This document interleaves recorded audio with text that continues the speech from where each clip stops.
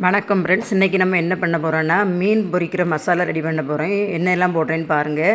2 3 பல் பூண்டு போட்டுடுங்க, கொஞ்சோண்டு ஜீரகம் போடுங்க, கொஞ்சோண்டு வத்தப்பொடி போடுங்க, கொஞ்சோண்டு கருவேப்பிலை போடுங்க, அதுக்கப்புறமா கொஞ்சம் மஞ்சப்பொடி போடுங்க, மிளகு கொஞ்சோண்டு போட்டுவிடுங்க. இதில் கொஞ்சம் தண்ணி ஊற்றி நம்ம இந்த மசாலா வேணால் அரைச்சி எடுத்தாச்சு பாருங்கள். அதில் தேவையான அளவுக்கு உப்பு போட்டுவிடுங்க. உப்பு போட்டுட்டு நம்ம கழுவி வச்சுருக்க அந்த மீனில் மசாலாவை 2 பக்கமும் நல்லா படுற மாதிரி நல்லா தடவிடுங்க.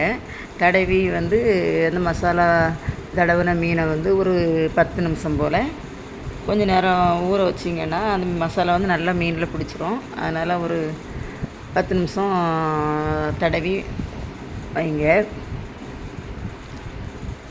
பார்த்திங்களா, ஒரு 10 நிமிஷம் ஆகியாச்சு. இனிமேல் நம்ம என்ன பண்ணணுன்னாக்கி ஒரு கடாயை அடுப்பில் வச்சு அதில் கொஞ்சம் எண்ணெய் ஊற்றி நம்ம மசாலா தடவை வச்சுருந்த மீனை எடுத்து பொரிச்சோம்னா ரொம்ப சூப்பராக இருக்கும் ஃப்ரெண்ட்ஸ். இது வஞ்சரம் மீன், சீலா மீன் சொல்லுவாங்கள்ல, அந்த மீன்.